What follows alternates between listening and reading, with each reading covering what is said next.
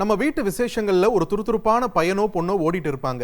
ஒரு 2 நிமிஷத்துல அது துருதுருப்பு இல்ல அல்சாட்டியம்னோ அந்த பையன் ஒரு பொண்ணு ஒரு ஸ்பாயில் பிராட், அதாவது வீட்டுக்கு அடங்காத ஒரு குழந்தைன்னு புரிஞ்சு தலையில ஒரு தட்டு தட்டி ஓரமா உட்கார சொல்ல தோணும். ஆனா பண்ண முடியாது. பெரிய இடத்து குழந்தை இல்லைன்னா ரொம்ப முக்கியமான சொந்தம்னு பல்ல கடிச்சுக்கிட்டு பொறுத்துப்போம். அந்த மாதிரியான ஒரு பிஹேவியரை காட்டுற அந்த குழந்தையே இவர்தாங்கன்னு ஒருத்தரை நம்மால இப்போ கை காட்ட முடியும்னா இந்த சூழல்ல வேற யாரு? நம்ம செல்ஃப் ப்ரொக்ளைம்டு உலக பிக் பாஸ் அமெரிக்க அதிபர் டொனால்ட் ட்ரம்ப் தான்.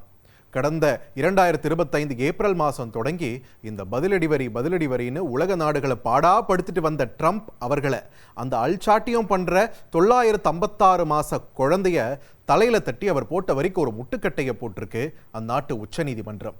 இப்போ நமக்கு வரி இருக்கா இல்லையா? இந்தியா அவசரப்பட்டு 18% ஒத்துக்கிட்டோமா? ட்ரம்ப் அடுத்து என்ன பண்ணி வைக்க போறாரு? அமெரிக்க உச்சநீதிமன்றம் இதை எப்படி சாத்தியப்படுத்துச்சு? இதை பத்தி எல்லாம் ஆழமா அலச போறோம். வணக்கம், இது தந்தையின் நியூஸ் டீப் டைவ். வழங்குவதற்காக நான் பார்த்திபன் சின்னசாமி.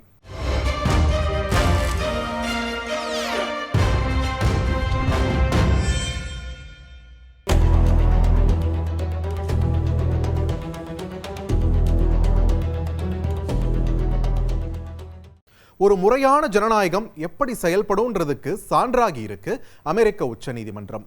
ஆள்பவர்கள் கடவுளர்களும் கிடையாது, மக்களால் தேர்ந்தெடுக்கப்பட்டவங்க என்பதை மறந்து சர்வமோ நான் தான் அகங்காரம் அவங்களோட ஆட்சியில தொற்றவும் கூடாது.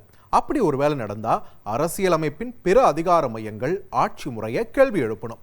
அந்த வேலையை தான் லேட்டானாலும் லேட்டஸ்டா செஞ்சு விட்டுருக்கு அமெரிக்க உச்சநீதிமன்றம். என்ன நடந்துச்சு? சர்வதேச அவசர கால பொருளாதார அதிகார சட்டம், சுருக்கமா IEEPA.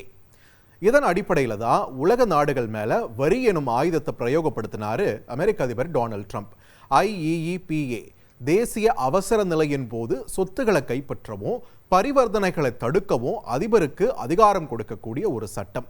ஆனா வரி விதிப்பை பத்தி அதுல எதுவுமே சொல்லப்படலையா. ஆனா அமெரிக்காவின் வர்த்தக பற்றாக்குறையும் ஒரு விதமான அவசர நிலைதான்றது ட்ரம்பின் நிலைப்பாடு. இதைத்தான் கடந்த பிப்ரவரி 20 2026 அன்று நிராகரிச்சிருக்கு 9 நீதிபதிகளை கொண்ட அமெரிக்க உச்சநீதிமன்ற அமர்வு.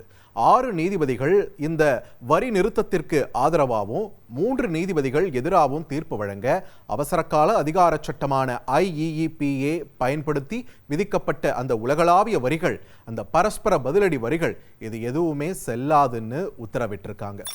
அண்ட் as expected இது அதிபர் ட்ரம்பை பயங்கரமா கோபப்படுத்தி இருக்கு. ஆனா ட்ரம்ப் என்னும் அந்த அல்சாட்டிய குழந்தை தான் நினைச்சது நடந்தே ஆகணுன்ற முனைப்போட இருப்பவர்னு உலகம் அறிஞ்ச ஒரு விஷயம். தீர்ப்பு வந்தப்போ ஒரு முக்கிய ஆலோசனை கூட்டத்தில் இருந்தவர் விஷயத்தை கேள்விப்பட்டதும் அடுத்த கட்ட நகர்வை உடனே பரிசீலிக்க தொடங்கிட்டாராம். அதை செயல்படுத்துறதுக்கு முன்னாடி தன் முடிவுக்கு எதிராக தீர்ப்பு வழங்கிய அந்த 6 நீதிபதிகளையும் செய்தியாளர்கள் கிட்ட லெஃப்ட் ரைட்னு விமர்சிக்கவும் ட்ரம்ப் மறக்கவே இல்லை. ஏன்னா 6ல் 2 பேர் அவரோட அரசால நியமிக்கப்பட்ட நீதிபதிகள்.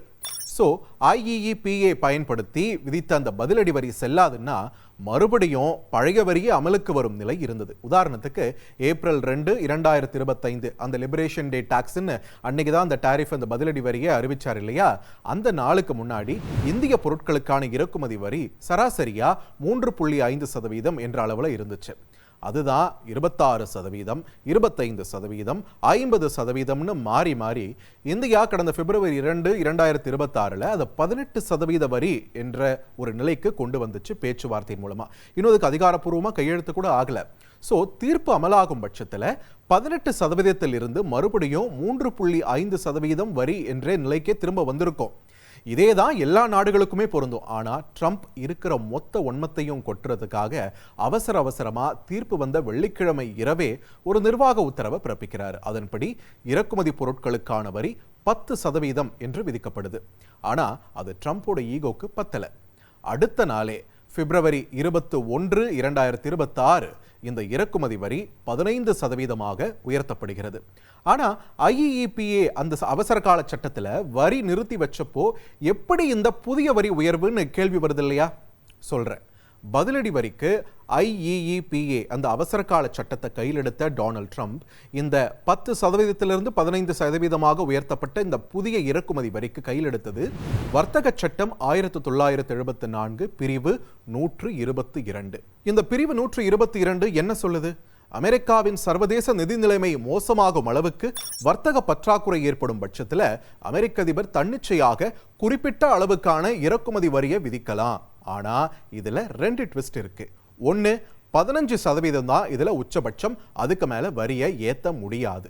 இன்னொன்று, இது தற்காலிகமான வரி விதிப்பு தான், 150 நாட்களுக்கு தான் இது செல்லும். ஸோ வரும் பிப்ரவரி 24ஆம் தேதி அமலுக்கு வரும் இந்த புதிய 15% வரி 150 நாட்களுக்கு மட்டும்தான் செல்லும். அதாவது வரும் 2026 ஜூலை 26ஆம் தேதி வரைக்கும் தான் இந்த 15% வரி செல்லும். அதன் பிறகு அமெரிக்க நாடாளுமன்றத்தோட ஒப்புதலோட தான் அதை நீட்டிக்க முடியும். இடைப்பட்ட காலத்திலேயே புதிய மற்றும் நிரந்தர வர்த்தக நடைமுறையை அமலுக்கு கொண்டு வரணும்னு ட்ரம்ப் தன்னோட குழுவிற்கு அறிவுறுத்தி இருப்பதாகவும் தகவல்கள் வெளியாகியிருக்கு. அகைன், வர்த்தக பற்றாக்குறை இங்க உண்டு. ஆனா அமெரிக்காவின் சர்வதேச நிதி நிலைமை மோசமாகாத நிலையிலையும் இந்த பிரிவு 122 ட்ரம்ப் அரசால இப்போ பயன்படுத்தப்பட்டிருக்கு. இதுக்கு முன்னாடி எந்த ஒரு அமெரிக்க அதிபரும் இந்த பிரிவு 122 பயன்படுத்தியதே கிடையாதுன்றதும் இங்க குறிப்பிடத்தக்கது. அதனாலதான் இதுக்கு எதிராகவும் நாங்க கோர்ட்டுக்கு போவோம்னு அமெரிக்காவில் குரல்கள் வலுக்க தொடங்கி இருக்கின்றன. ஒரு இல்லாத ஒரு சூழலை நீங்களே உருவாக்கி அதுக்கு தகுந்த மாதிரி நீங்க ரூல்ஸை மாத்திப்பீங்களா அப்படின்ற ஒரு கேள்வியோடு தான் இப்போ அமெரிக்க அதிபர் ட்ரம்பின் இந்த புதிய 15% வரிக்கு எதிரான நகர்வுகளையும் முன்னெடுக்க தொடங்கியிருக்காங்க. அமெரிக்காவில் இருக்கக்கூடிய பெருநிறுவனங்கள், சிறு நிறுவனங்கள், அங்க இருக்கக்கூடிய சட்டத்துறையில் இருக்கக்கூடிய முக்கிய வல்லுநர்களும். இந்த 15% புதிய வரி விதிப்பில் இன்னொரு மிகப்பெரிய கேள்வியும் அமெரிக்க அரசு முன்னாடி இப்போ நிக்குது. உச்சநீதிமன்றம் பதிலடி வரி செல்லாதுன்னு உத்தரவிட்ட நிலையில கடந்த ஏப்ரல் தொடங்கி அந்த வரியை கட்டினவங்களுக்கு அந்த பணம் திரும்ப தரப்படுமா? பல்வேறு நாடுகளிலிருந்து வரக்கூடிய அந்த பொருட்களுக்கு அங்க இருக்கக்கூடிய நிறுவனங்கள் தான் வரி கட்டியிருக்காங்க. அந்த வரி என்ன இருக்கு? அங்க கன்சியூமர்ஸ் இருக்காங்க, வாடிக்கையாளர்கள், அவங்க மேலதான் அந்த விலை தலையில கட்டப்பட்டிருக்கு. சோ இதுக்கு ரீஃபண்ட் கிடைக்குமா அப்படின்ற ஒரு எதிர்பார்ப்பு எழுந்திருக்கு. அமெரிக்காவின் 12 மாநிலங்கள் மற்றும் பல்வேறு அமெரிக்க வர்த்தக நிறுவனங்கள் எல்லாம் தாக்கல் செஞ்ச வழக்குல தான் உச்சநீதிமன்றம் இந்த பதிலடி வரியை செல்லாதுன்னு அறிவிச்ச நிலையில பல்வேறு நிறுவனங்களும் ரீஃபண்ட் கேட்டு விண்ணப்பிக்க தொடங்கி இருக்காங்க. ஆனா ரீஃபண்ட் பண்றதை பத்தி அமெரிக்க உச்சநீதிமன்ற தீர்ப்புல எந்த ஒரு தெளிவான அறிவுறுத்தலும் இல்லைன்றது இங்க குறிப்பிடத்தக்கது. ஆனா அப்படியே விட்டுடுற அளவுக்கு இது ஒன்றும் சின்ன அமௌண்ட் இல்லையே என்றதுதான் அந்த நிறுவனங்களுடைய நிலைப்பாடா இருக்கு. இந்த லிபரேஷன் டே டாரிஃப்னு ஏப்ரல் 2025ல ட்ரம்ப் பதிலடி வரி அறிவிப்பதற்கு முன்னாடி அந்த மாசம் மார்ச் மாசம் அமெரிக்காவின் இறக்குமதி வரி வசூல் எவ்வளவு தெரியுமா? 820 கோடி பிளஸ் டாலர்கள் என்ற அளவில் தான் இருந்திருக்கு. பதிலடி வரி அறிவிப்புக்கு பிறகு அமெரிக்காவின் அந்த பதிலடி வரி வசூல் வேட்டை எப்படி ஜம்ப் ஆகியிருக்குன்னு நீங்களே இப்போ திரையில பாருங்க. ஏப்ரல் மாதம் 2025ல் 15.6 பில்லியன் அமெரிக்க டாலர்கள், அதாவது 1560 பிளஸ் கோடி டாலர்கள் என்ற ஆல்மோஸ்ட் டபுள் ஜம்பை நம்மளால பார்க்க முடியுது. தொடர்ந்து மே 2025ல் 2220 கோடி டாலர்களும், ஜூன் 2025ல் 2660 பிளஸ் கோடி டாலர்களும், ஜூலை 2025ல் 2770 பிளஸ் கோடி டாலர்களும், ஆகஸ்ட் 2025ல் 2950 பிளஸ் கோடி டாலர்களும் இறக்குமதி வரியாக வசூலாகி இருக்கு. தொடர்ந்து செப்டம்பர் 2025ல் 2970 பிளஸ் கோடி டாலர்களும், அக்டோபர் 2025ல் 3140 பிளஸ் கோடி டாலர் என்ற அளவுக்கு ஒரு உச்சத்தை தொட்டுச்சு. அப்படியே நவம்பர் 2025ல் 3080 பிளஸ் கோடி டாலர்களும், டிசம்பர் 2025ல் 2790 பிளஸ் கோடி டாலர்களும், இறுதியா போன மாசம் ஜனவரி 2026ல் 2770 பிளஸ் கோடி டாலர்கள் என்ற அளவில் அமெரிக்காவில் இறக்குமதி பதிலடி வரி வசூலிக்கப்பட்டிருக்கு. கிட்டத்தட்ட மொத்தமா இந்த குறிப்பிட்ட காலகட்டத்தில் மட்டுமே 17,500 பிளஸ் கோடி டாலர்கள் 10 மாசத்துல நினைச்சு பாருங்க. இதை ரீஃபண்ட் பண்ற சூழல் வந்திருக்கும் நிலையில அந்த வன்மமும் ட்ரம்ப் மற்ற நாடுகள் மேல தான் காட்ட போறாருன்றதும் உறுதி. அதுலயும் குறிப்பா கொஞ்சம் எக்ஸ்ட்ரா பீதியா தான் இருக்கு. ஏன்னா இந்த 15% வரிக்கு எதிராக இப்போ நகர்வுகள் மேற்கொள்ளப்படுது இல்லையா, அதுலயும் முன்னாடி நிற்கிறது இந்தியாவை பூர்வீகமாக கொண்டு இந்திய வம்சாவளியைச் சேர்ந்த ஒரு வழக்கறிஞர் தான். ஸோ இது எல்லாமே ட்ரம்ப்பை இப்போ உறுத்திக்கூடிய ஒரு விஷயங்களா மாறி இருக்கு. ஸோ இந்தியாவோட நிலை என்னதான் ஆக போகுது அப்படின்னு கேட்டீங்கன்னா, இதுக்கு ட்ரம்ப் சொன்ன பதிலையே அப்படியே உங்களுக்கு சொல்றேன், கேட்டுக்கோங்க. நத்திங் சேஞ்சஸ், அதாவது எந்த ஒரு மாற்றமும் இல்லைன்னு சொல்லியிருக்காரு அதிபர் டொனால்ட் ட்ரம்ப். அதோட இந்தியா வரிகளை செலுத்துவாங்க, அமெரிக்கா வரிகளை செலுத்த மாட்டோம். அதுதான் இந்தியாவுடனான அமெரிக்காவின் ஒப்பந்தம். இது முன்னாடி இருந்த நிலையிலிருந்து ஒரு தலைகீழ் மாற்றம் அப்படின்னு சொல்லியிருக்காரு டொனால்ட் ட்ரம்ப். பிரதமர் மோடியின் நல்லவர், என் நண்பர்னு சொல்லியே இவ்வளோ பெரிய வேலையை பார்த்து விட்டுருக்காரு ட்ரம்ப்.